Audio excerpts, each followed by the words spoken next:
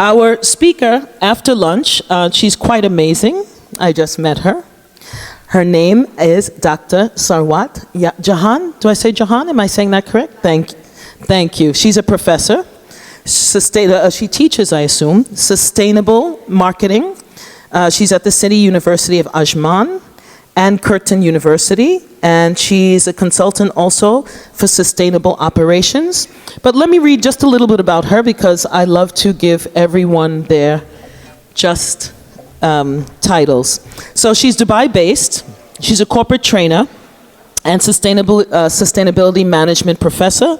She brings over 15 years of expertise in education, consultancy, marketing, teaching, and training. Associated with various universities in the UAE and internationally, including City University of Ajman, as I said, and Curtin University. She has impacted the lives of thousands as a knowledgeable and interactive speaker.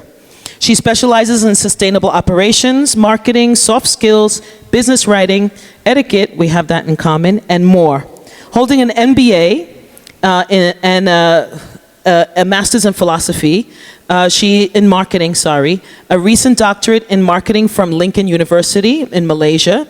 She's also certified by Cambridge University for leadership and sustainability with over 30 published research articles. May I please welcome Dr. Sarwat, please. Let's give her a hand, please.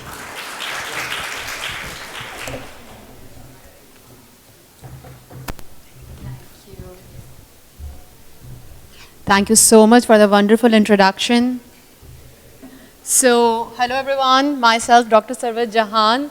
She has probably told everything, but one thing I would like to add, and it is that I am the rigorous researcher on the topics of green HRM, green marketing. So I am a sustainable marketing professor, so I connect the consumer behavior theories with the purchase of electronic vehicles, with the purchase of what makes the customers buy the energy efficient home appliances and many of other things. I also look into what can be done to improve the green HRM aspects in the different organizations and with regard to OD. So, the topic which was given to me today to discuss is the connection between CSR and the sustainable development.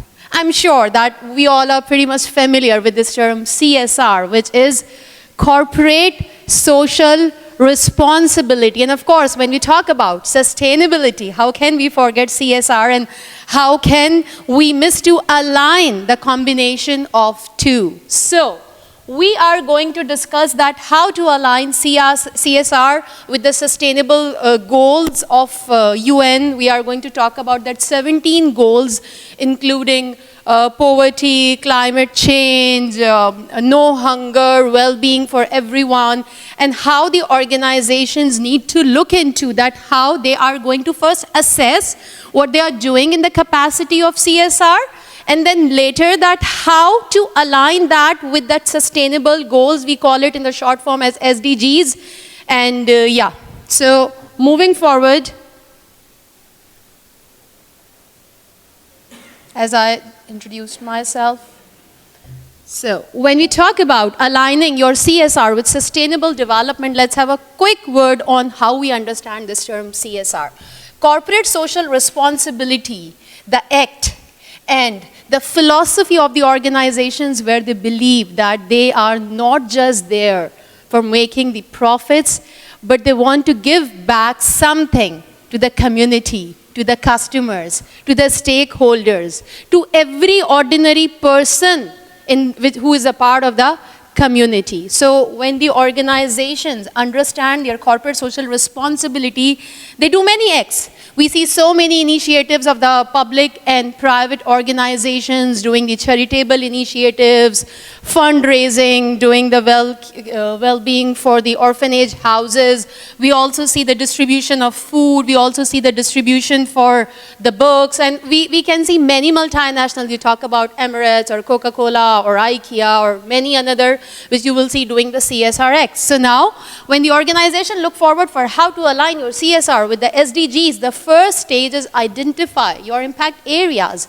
And that is where the organizations need to look for how they are first making the impact on the environment, how they are making the influence on the social life of ordinary people. So it will require looking into the products, services, operations, marketing, supply chain. Actually, every aspect of the business you will need to look into that what we are doing. It's like the internal assessment. So that's what you will do. You can use the tools like GRI, which is Global Representative Institution. You will need to look into the sustainable accounting standards, where you will need to look into what is your actual impact. And with that, the second stage will be aligning with SDGs. That's where you will need to see that the impact you have on the environment, socially, environmentally, and how you are going to connect it with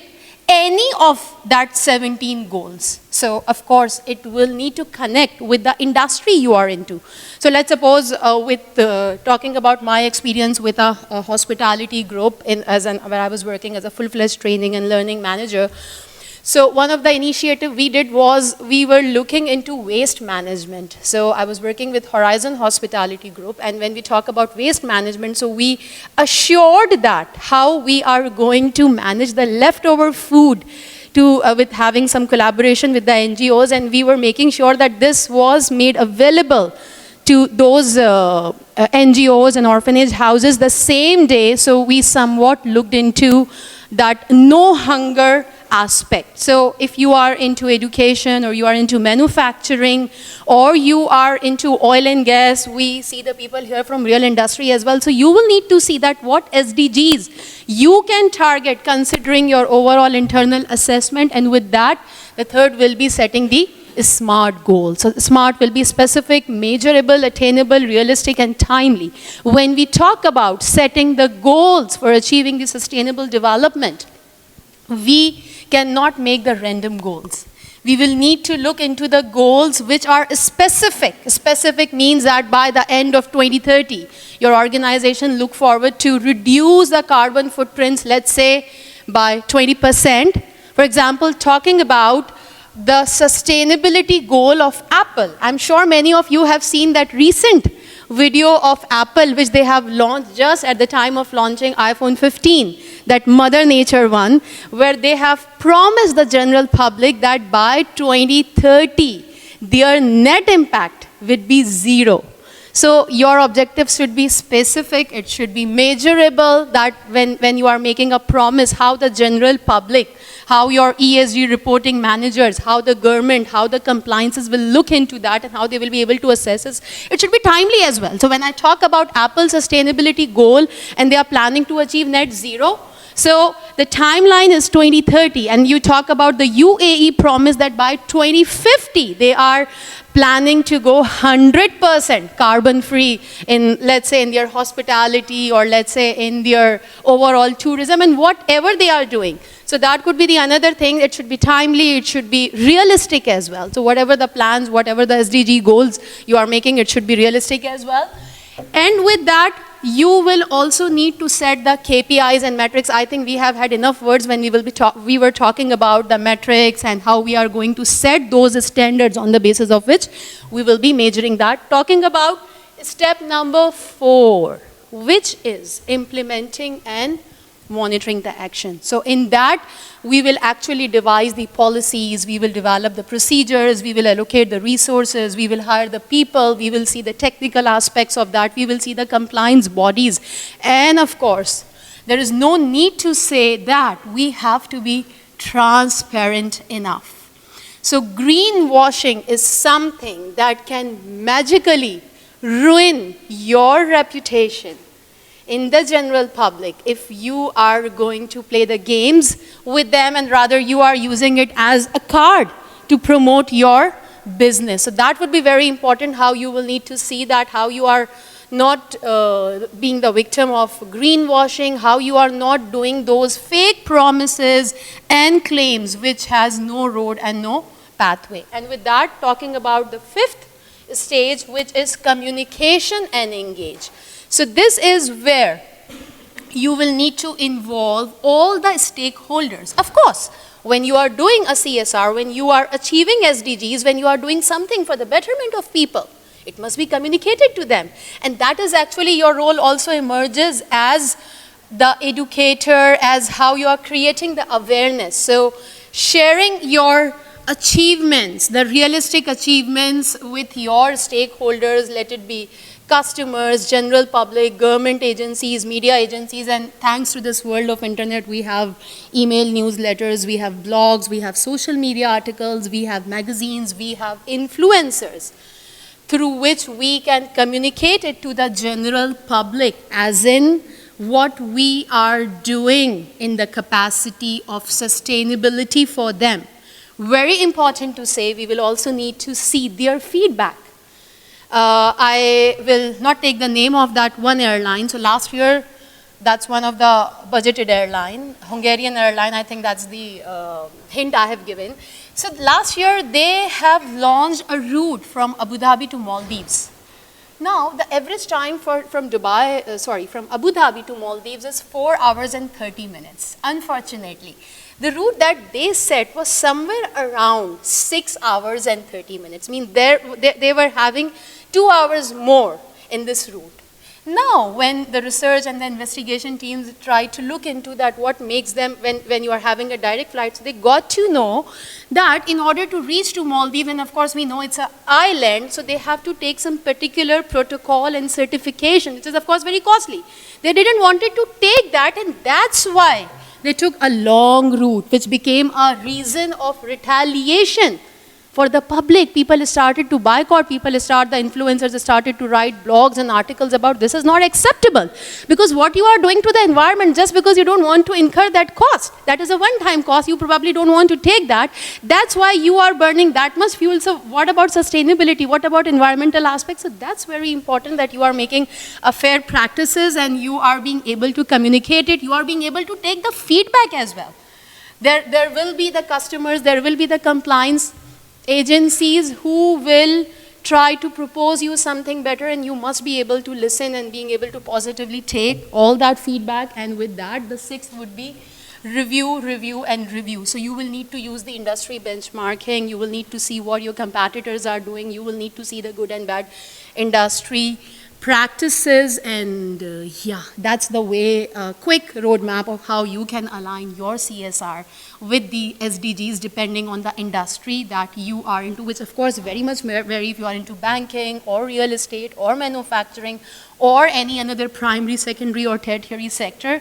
There could be another things where you can see that you can create the SDGs, maybe you can do something for the well-being, and as I think the last speaker was saying that let's forget about all the metrics, but just understand that it's about showing the empathy, it's about understanding, it's about showing the concern, love for humanity. So these are all the things that has to be embedded in the organizations. We have some amazing examples of sustainable goals development. Let's say you talk about Emirates, so the way how they have reduced the carbon footprints, the way how they have changed the material, the way how they are trying to use the water. All this is amazing. You can talk about the IKEA sustainability practices. So from the IKEA bags to the bamboo straws, they are doing some amazing job also with their logistics.